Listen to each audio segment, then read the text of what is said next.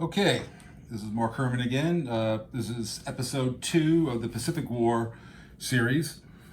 So, what you are looking at, oh, by the way, everybody goes, is this the final artwork? The answer is yes, this is actually the final artwork. Obviously, handmade counters. Your counters won't be, 10 inches thick and all that, but these are the handmade counters and such. So, what you're looking at is over here. Let's see if we get this pencil in here. This is truck. You can see the South Seas HQ sitting here. Over here is Rabaul, right? And when it's obviously the beginning of the war, it's under Australian control. And what you would see on the board is just this force 20. 20 is arbitrary. There's a lot of boxes, so this is one I picked here.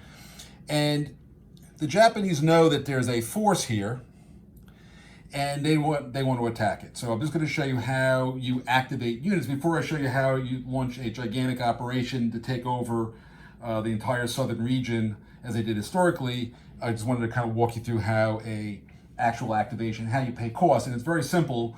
At least hopefully once you see it, you'll see so. Now, just so you know, in 20, there were 2 units in this location. It is Gull Force.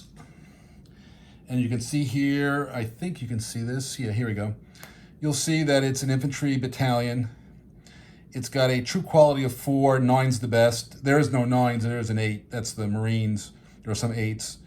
It's GS shows you it's Gulf Force. That's just historical. The 0 air says it has an anti-aircraft flak value of 0. 0 doesn't mean it has no flak value. It just means that you have to roll a 0 to hit anything.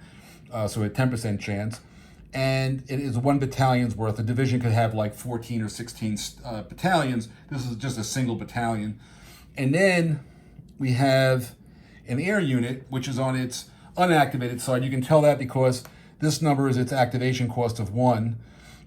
It's an L0 aircraft, which means that it's there's 3 levels: L0, L1, L2. L2 are elite pilots. L0s are green or not, or the planes themselves are not very good. Could be a combination. F shows you that it's a single engine, it's a fighter plane.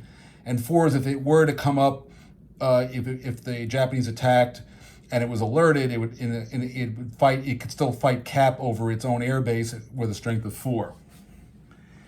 Over here, we have it's the HQ.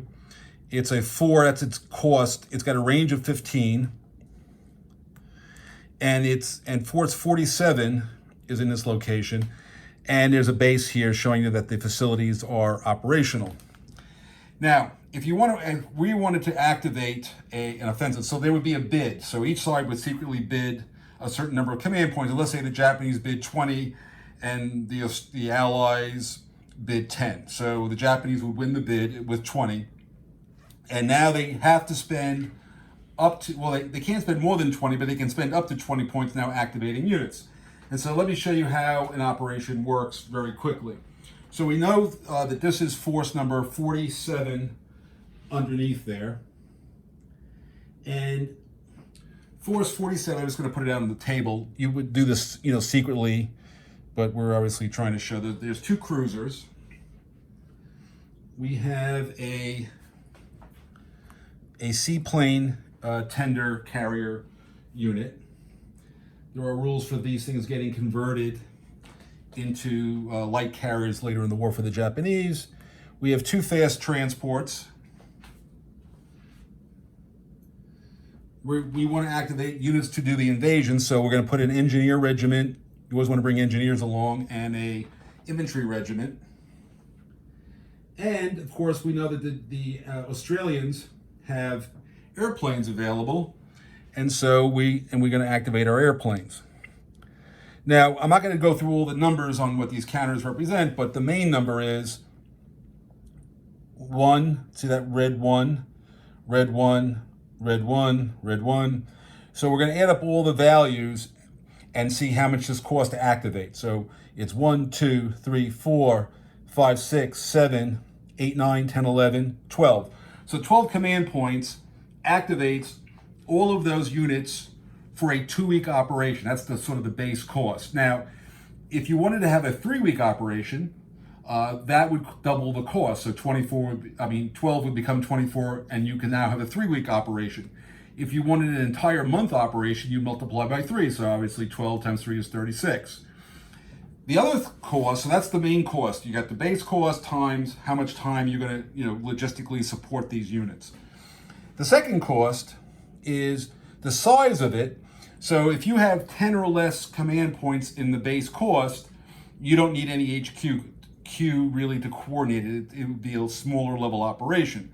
If you get from 11 to what you call it, 20 command points, that becomes a level 1 operation. And that then costs, you have to add in the 4 costs for the HQ. If you were to act, if we had a larger operation, like from 21 to 30, you would double this cost. 4 becomes an 8, gets added on. And if it was over 31 points of units, which, by the way, in the first attacks in the beginning of the war, they're all going to be gigantic over 31 command point operations, you would triple this cost. So basically, this cost is, for a 2-week operation, it's 12. That's the total cost, plus 4. 12 plus 4 is 16. We had up to 20 points. And I might, if I was doing this in a game, I'd go find a couple more air units that I want to shift around or do whatever. But that, you get the basic idea. So that is what it costs to activate a unit in Pacific War. And then what would happen is the activation would be taking place off screen here, because your stuff's hidden, but that was just trying to show you out loud what would happen. But what the enemy would actually see on the board after you did an activation is a task force marker would show up, showing that there are activated naval units there. The air units that are in there would remain in their box in number 47 until you launch an air mission and they'd fly onto the board from that location. So that's how you activate units in Pacific War.